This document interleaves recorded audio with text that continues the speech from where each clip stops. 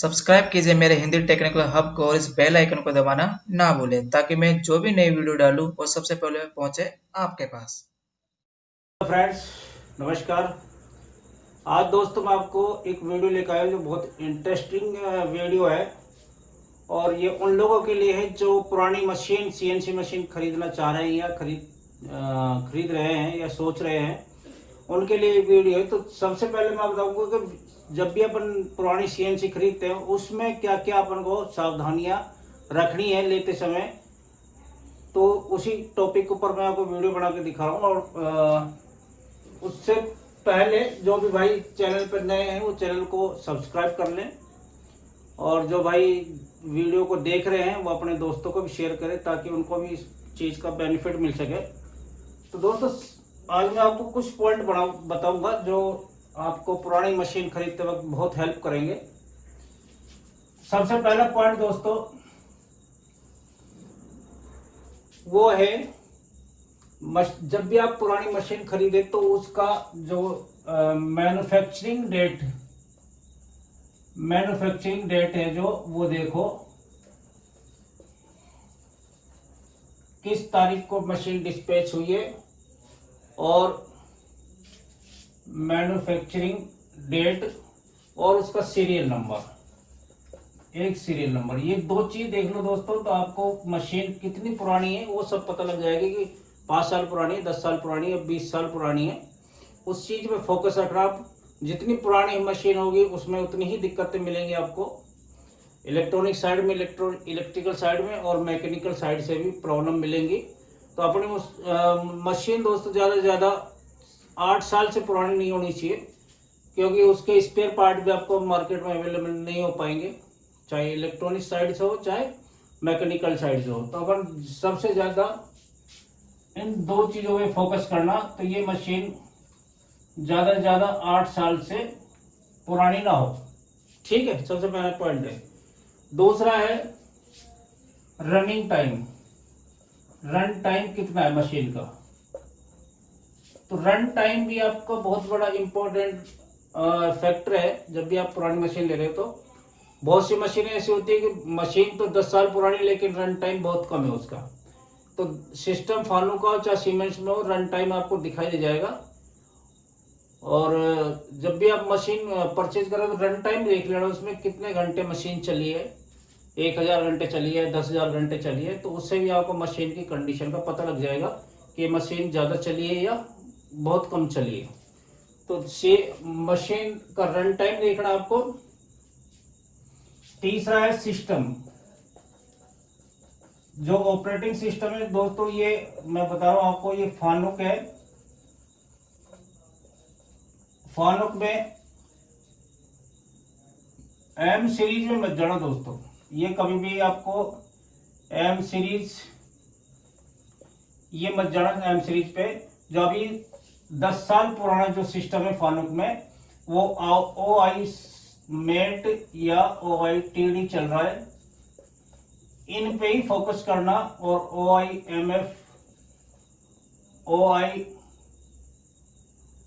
MF है, ये अभी लेटेस्ट चल रहा है।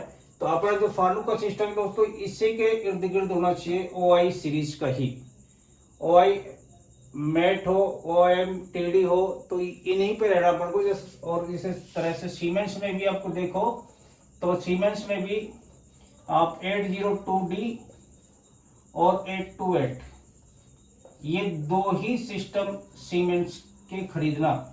जब भी आप पुरानी मशीन देख रहे हो तो सिस्टम यही होने चाहिए दोनों में, फानुक और सीमेंट्स में।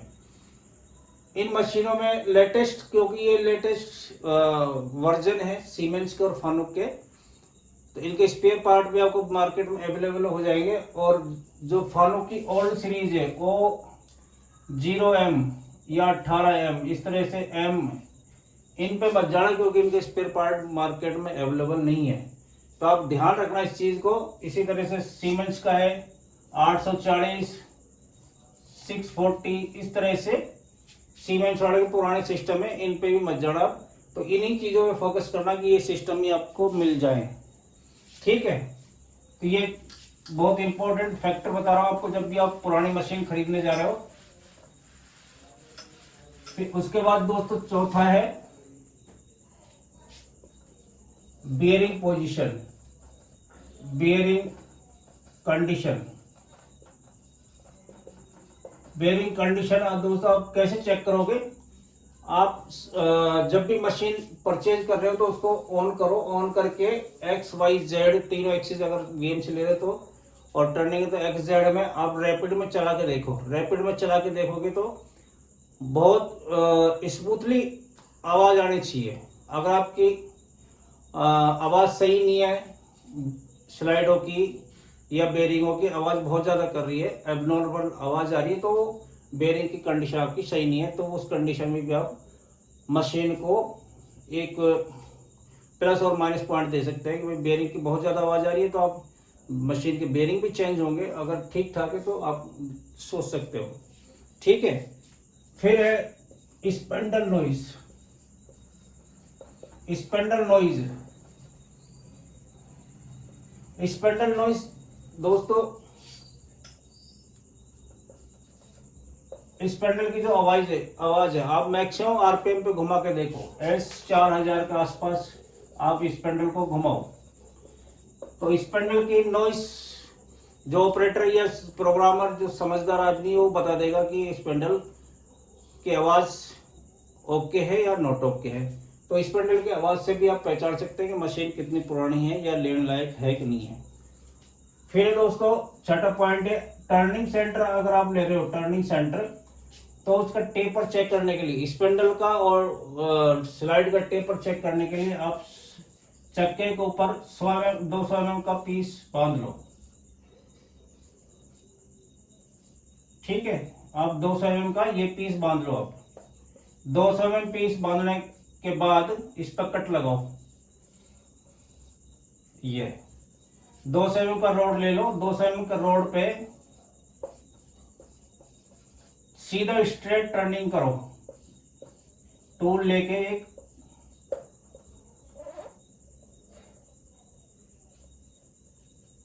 स्ट्रेट टर्निंग करो यहां से यहां तक 200 mm। अगर अपना यहां से यहां तक 10 माइक्रोन में टेपर आ रहा है तो मशीन ठीक है। With in 10 micron, not greater than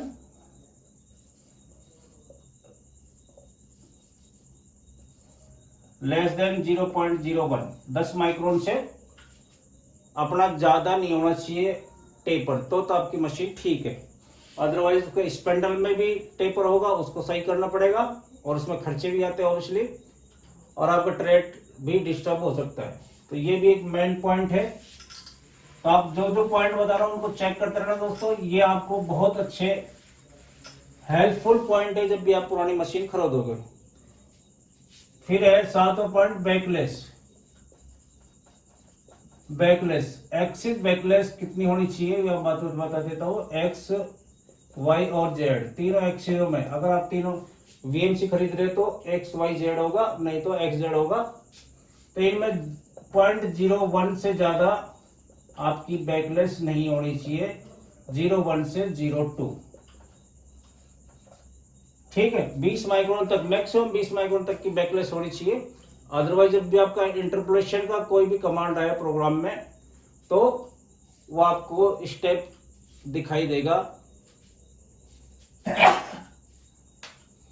step दिखाई देगा। जैसा अपन कोई भी चैम्फर लगा रहे हैं टर्निंग में, अगर मशीन के अंदर बैकलेस हुई तो यहाँ पे स्टेप टाइप में दिखाई दे जाएगा, जो प्रोग्राम या कंपोनेंट में अलाउ नहीं होता, रिजेक्ट हो जाएगा कंपोनेंट। बैकलेस अपनी मैक्सिमम 0.1 से 0.2 के बीच में ही होनी चाहिए, और इसको पप्पी डायल की सहायता से आप चेक कर सकते हो। चेक करने के तरीके दोस्तों आप अगर जानते हो ठीक है, नहीं तो कोई एक्सपर्ट की हेल्प ले सकते हो। फिर है इलेक्ट्रिकल सर्किट।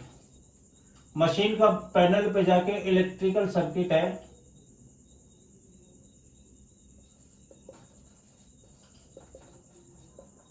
इलेक्ट्रिकल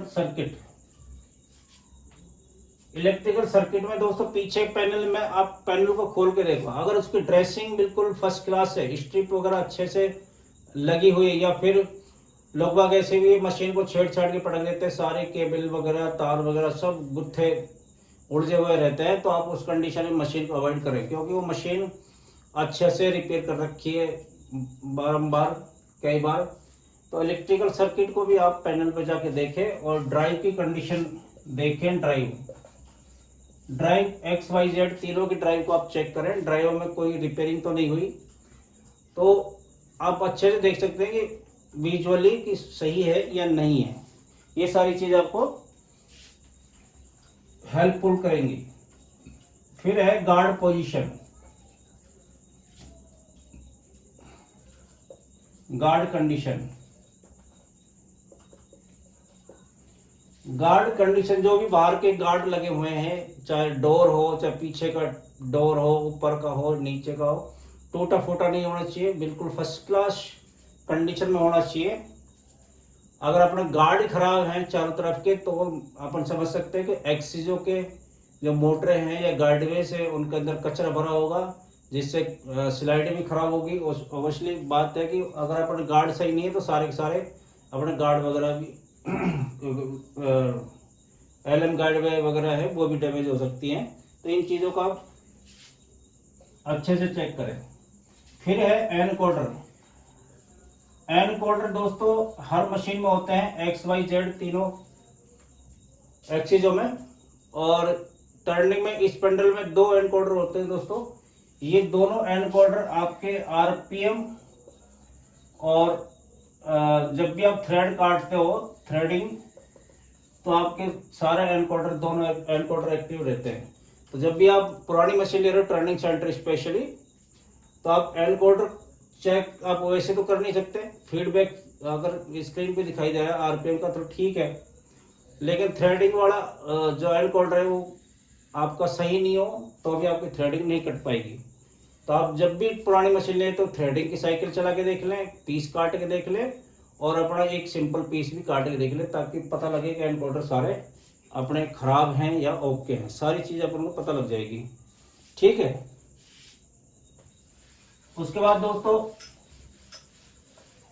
पॉइंट है 10वां पॉइंट, वो है दोस्तों अपना जब कवर्स है LM